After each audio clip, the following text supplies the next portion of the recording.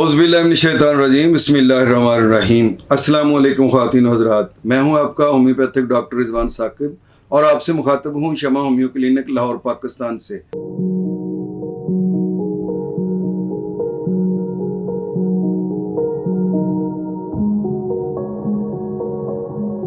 आइए आज बात करते हैं कि पित्ते में पत्थरी के बनने के असबाब क्या हैं और इसका होम्योपैथी में इलाज क्या है।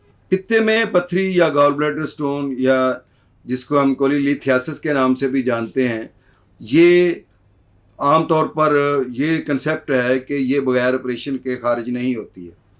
ऐसा बिल्कुल नहीं है। पहली बात तो ये है कि पित्ते में पत्थरी बनने के लिए ये जो मटेरियल आता है वो असल में जिगर से ही आता है और जिगर से बाइल आता है, पीले रंग का मादा आता है और वही हार्ड होकर एक साइड पर जमा होना शुरू हो जाता है, जिसको हम गॉल ब्लैडर स्टोन के नाम से जानते हैं। जब ये हार्ड हो जाता है तो इसको स्टोन कहा जाता है और यही पत्थरी जो है, जब इसको होम्योपैथी की दवाई के साथ मेल्ट करके खारिज कर दिया जाता है, वो पानी की तरह से मेल्ट हो जाती है, तहलील हो जाती है और खारिज हो जाती है।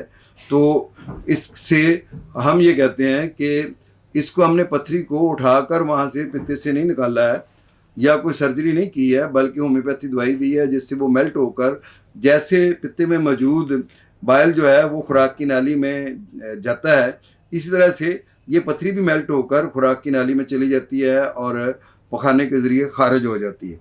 तो मैदे में जाता है, वो ज़ाहिर है बाइल जो होता है और बाइल के जो फंक्शन है वो होता है और वही बाइल जो है वो जो पत्थरी होती है पहले वो भी बाइल में कन्वर्ट होकर वो मैदे में जाकर वो फिर स्टूल के ज़रिए से निकल जाती है। हमारे जो स्टूल का कलर ब्राउनिश होता है उसकी वजह भी यही होती है। जब किसी भी वजह से जो जिगर से पित्ते की तरफ जो नाली आ रही होती है, डक्ट आ रही होती है, उसमें कोई ऑब्स्ट्रक्शन हो जाती है, कोई रुकावट आ जाती है, तो उसकी वजह से जॉन्डिस हो जाता है, पीला यरकान हो जाता है, क्योंकि जो बाइल पित्ते में आना था वो अब डायरेक्ट खून में शामिल होना शुरू हो गया है। तो इसलिए आँखों का कलर जो पीला होना शुरू हो जाता है, नाखूनों का कलर पीला होना शुरू हो जाता है और पसीना जो है वो अंडर आर्म में बिल्कुल येलोइश आना शुरू हो जाता है।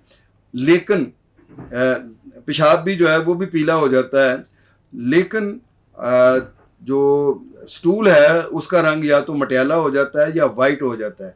उसकी वजह ये होती है कि जो बाइल पित्ते से मैदे में आकर फिर उसने स्टूल के ज़रिए से खारिज होना था, वो अब ब्लड में जाना शुरू हो गया है और ब्लड में जाने की वजह से वो पसीने के ज़रिए से खारिज हो रहा है, वो पेशाब के ज़रिए से खारिज हो रहा है और जो बाकी बच गया है वो हमें नज़र आ रहा है कि हमारा स्किन पीली होनी शुरू हो गई है, हमारी आंखें पीली होनी शुरू हो गई हैं, हमारे नाखून पीले होने शुरू हो गए हैं, जिसको हम जॉन्डिस के नाम से जानते हैं। और यही वो पीला मादा है जो हमारे जिगर में जमा होकर पित्ते में जमा होकर एक स्टोन क्रिएट करता है और यही वो जो स्टोन है उसको मेल्ट करके होम्योपैथी मेडिसिन के ज़रिए से निकाला जा सकता है। मैं अभी कुछ मेडिसिन का जिक्र करता हूँ जो पित्ते में से पत्थरी निकालने के लिए बड़ी मुफीद साबित होती हैं। उसमें एक तो कार्डोस है।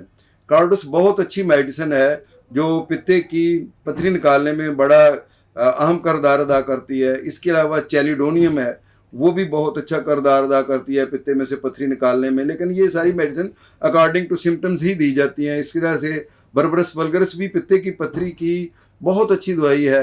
ये पोटेंसी में दी जाए या इसको मदर नेचर में दिया जाए, ये दोनों सूरतों में बड़ा अच्छा काम करती है। फेल्टोरी ये एक ऐसी मेडिसिन है जो पित्ते का दर्द भी ख़त्म करती है और पित्ते में से पत्थरी भी खारिज करती है। इस तरह से क्लस्टोरिनम ये भी पित्ते की पत्थरी को खारिज करने में बड़ा मौसर किरदार अदा करती है। चाइना बहुत अच्छी मेडिसिन है जो पित्ते में से पत्थरी निकालने के लिए बड़ा अच्छा किरदार अदा करती है। लाइकोपोडियम ये भी पित्ते की पत्थरी को निकालने के लिए बड़ा अच्छा किरदार अदा करती है। बहरहाल जिस फर्द को भी पित्ते में पत्थरी है उसको तली हुई चीज़ें नहीं खानी चाहिए, सुर्ख मिर्च से परहेज़ करनी चाहिए और वक्ती तौर पर उसको चावल भी बंद कर देने चाहिए। और पित्ते में पत्थरी वाले फ़र्द को गर्म पानी पीना चाहिए, ज़्यादा पानी पीना चाहिए, सिट्रस वाली जो ग़िज़ाएँ हैं वो ज़्यादा खानी चाहिए। और इसके अलावा यह है कि उसको जो रेड मीट है वो कम लेना चाहिए। तो इस तरह की एहतियातें हैं जो वो करके अपने साथ साथ जो है वो पित्ते में पत्थरी का होम्योपैथिक इलाज करवाए, तो बगैर किसी सर्जरी के पित्ते की पत्थरी ख़त्म हो जाती है, और अगर पित्ते में दर्द है तो वो भी ख़त्म हो जाता है। बहुत शुक्रिया। अल्लाह हाफिज़। अस्सलामु अलैकुम।